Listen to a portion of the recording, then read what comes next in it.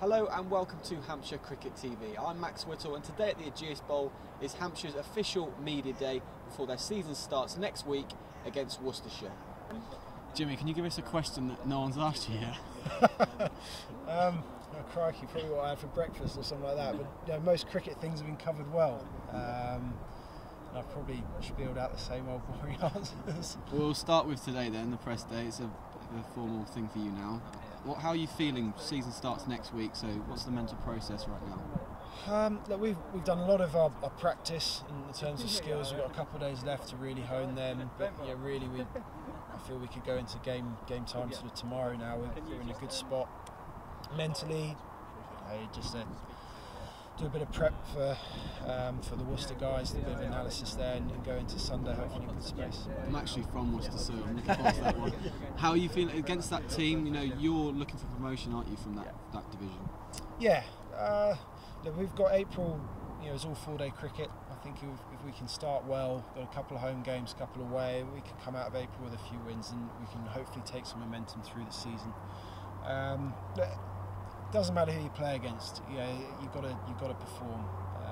Sure, there's some strong sides in Surrey, and I think Kent will go well this year. You know, but we've got to make sure we've got to focus on what we do. Hopefully that will put us will keep us in good stead. Well, Michael Carberry's back from Australia now. You're the captain of this club. Do you let him have a word with the guys? He must have learnt a lot while he was on tour. Yeah, Carb's a senior player. Guys respect what he's done, respect him as a player, as a person. He brings an awful lot to us. Batting wise, guys will pick his brains a lot, and he will offer some good advice too. So great to have him back. Hopefully he has a good start. And in some ways it's a tough one because you want him around playing for us for the year, but also want him to go well and be back in the England fold. So we'll have him for April, hopefully a bit of May. We'll see what happens from there. And what sort of personal goals are you setting yourself now? I'm trying to stay fit now. I'm getting a bit older. You look alright. Thanks, man.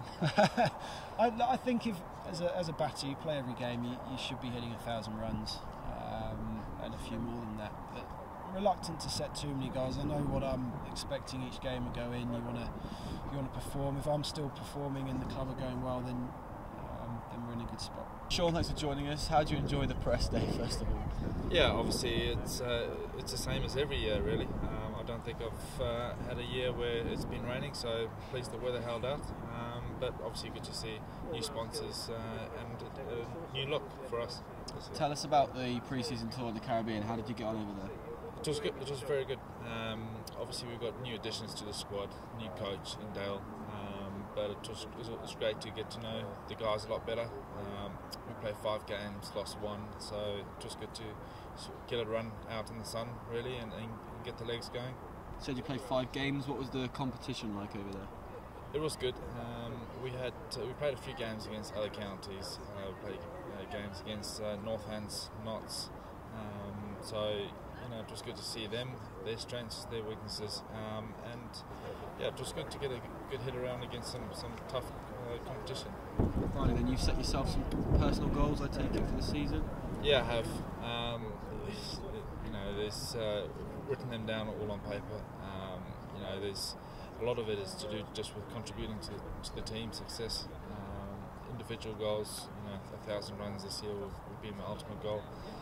35 wickets in the championship, and then the one days in the 2020s is just to finish off games, be there at the end.